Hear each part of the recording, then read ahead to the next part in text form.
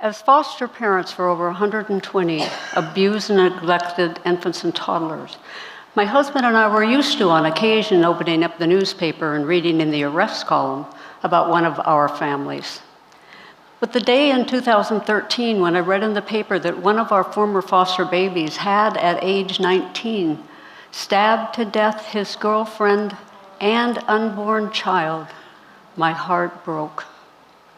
The article went on to describe the life of the darling baby boy I remember as a series of missed opportunities and failed interventions ending in murder. How well I remember little Ricky. He was the saddest and most depressed 6-month-old I had ever encountered. I also remember his mother, Laura. She was shy and timid and lacking in self-esteem. She lived in the shadow of her powerful and punitive mother-in-law and sometimes volatile husband. But as I got to know Laura better, I could see how much she loved her son. She seemed open to new information, and she clearly empathized with her son's experience. I remember saying to my husband, if I had Ricky and Laura together, I think I could make a difference in their lives. About that same time, I attended a conference for foster parents, at which Rosie, a young mother, spoke. Caught up in drug addiction and poverty and domestic violence, she had lost her baby boy to foster care. He was placed in a foster home near her, and although the foster family was very generous with visitation, Rosie reported not feeling like her son's mother in the foster home, and so unfortunately she visited less and less frequently. Ultimately, she made the heart-wrenching decision to give up her baby boy so that the foster family could adopt him. They were the only parents he knew, and Rosie's fragile bond with her son had been irreparably broken by the separation, an outcome I think nobody intended. These two experiences posed a similar question about the effectiveness of foster care for young children. Are we losing children in saving them? When children need to be protected, they're removed from their parents and placed in a foster home. The parents are then enrolled in various classes like anger management, parenting, and so on. And they're allowed to visit their children under supervision, sometimes just an hour or two a week. My husband and I began to wonder, could there be a better way? Are we actually doing more harm than good? Can healing happen by removing the child, thinking we're somehow fixing the parents, and then returning them all to an unchanged environment? Isn't it bigger than that? Isn't it about the relationships themselves? Could we have it backwards? Could what parents and children caught up in the foster care system actually need be more time together rather than less? Those ponderings led my husband and I to create the Childrens Ark. We bought, renovated, and moved into an old historic home in Spokane's Browns Addition neighborhood. The Children's Ark was originally a foster home in which the parents of the children in our care also lived. Over time, we created a robust evaluation and early intervention center focused on the relationships. Our ultimate charge was to recommend to the courts whether or not to return custody of children to their parents, a sobering task. But was even that enough? One day, my husband mused to me that he thought one of our ARK mothers wanted to be my daughter more than she wanted to be her daughter's mother. How wise he was. She was so desperate to be seen, to be heard, to be understood, to be loved. How could she possibly give her child something she herself had never experienced? That was the moment when our real task became clear. We needed to do for the parents what we wanted them to do for their children. That if we wanted to help the children, we needed to help the parents.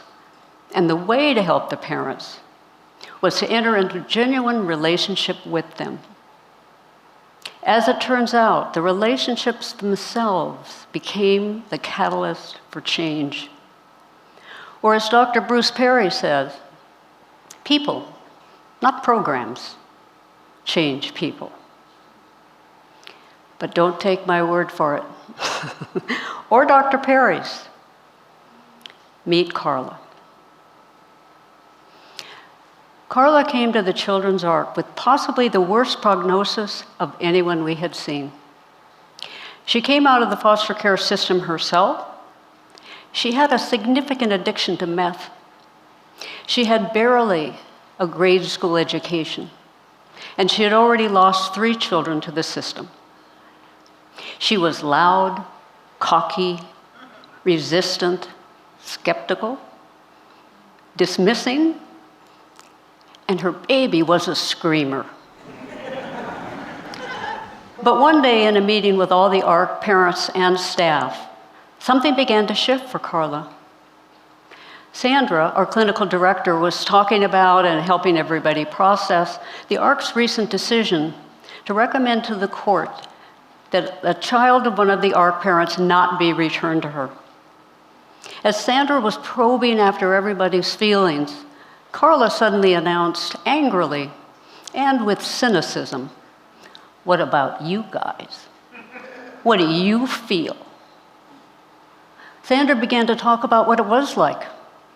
Get to know parents, enter into a relationship with parents, come to really care about parents, and then to have to make these kinds of decisions. As Sandra continued to talk, the tears began to pour down her face. Carla reported that Sandra's anguish was so genuine that she suddenly understood that we really did care about every parent and care unconditionally. Once Carla knew unconditional caring, something changed for her. She began to imagine maybe she was worth it. Maybe she could be the mother her daughter deserved. People, not programs, change people. From that moment on, Carla settled down and did the hard work. In spite of her lack of education, she was bright and eager and determined. But her trust, both in her own worth and in us, did not come easily. One night when it was her turn to cook dinner at the Ark, her baby Kelsey would not stop screaming. Carla was sure we were all watching, judging, disapproving. Finally, Emma, our lead infant teacher and baby whisperer, asked Carla to hand Kelsey over so that Carla could finish her dinner preparations.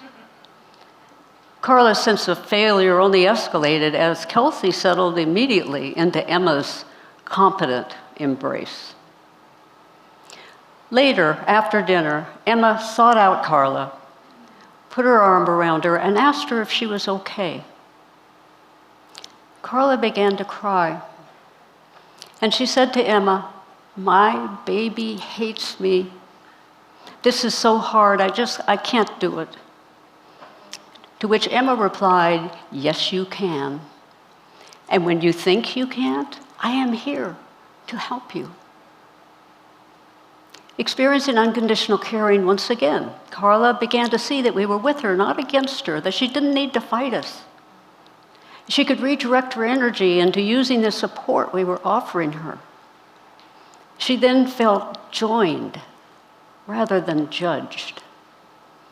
People, not programs, change people. After 9 months at the Children's Ark, Carla's progress was impressive. She had stayed clean and sober. She had begun working on her GED. Her relationship with her daughter was a delight to watch at this point. And she demonstrated some pretty impressive reflective capacities. We were ready to recommend return. I accompanied Carla to her permanency planning hearing. And in spite of her progress and the good use she was making of the relationships we were offering her at the Ark, I have to confess, I never really warmed to her. So I was feeling a bit skeptical and maybe even apprehensive, but the atmosphere in the courtroom was festive as the judge granted our recommendation to return custody of Kelsey to Carla. So I was surprised in walking back to the car that Carla seemed somber and sad rather than elated. Once we got settled in the car and I turned and looked at her, I could see that there were tears in her eyes. "What's wrong?" I asked.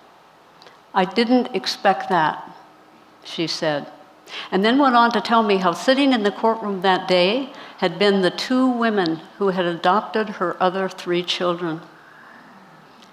She acknowledged that the joy of the day would forever be diminished for her because of her deep grief and profound remorse over the cost to her children, all of her children, of her addiction. In that moment, I dropped into my own grief as I contemplated all the ways I had failed my own children. Also in that moment, my heart opened to Carla. Her ability to resonate with her children's experience and her willingness to share that vulnerability with me allowed me to touch my own pain and created a powerful affective bond between us. My relationship with Carla has been life-altering. And I believe there are lessons in it for us all. Genuine relationship is the very essence of the healing and transformational process. We all need to know that we matter.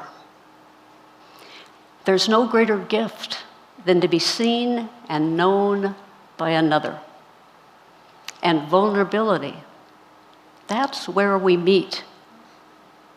My hope is that in all our relationships, we can meet each other where we are and embrace each other with compassionate presence. The rest of Carla's story affirms once again that people, not programs, change people. Carla and her daughter Kelsey, who's now 14, live in their own apartment. Carla has stayed clean and sober.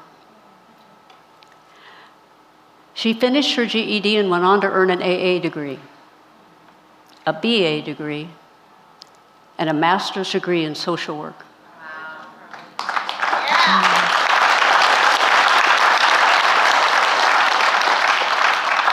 She is currently working helping recently incarcerated individuals access housing and hope. She has repaired with and built a relationship with her 3 older children and their families. And she is here tonight.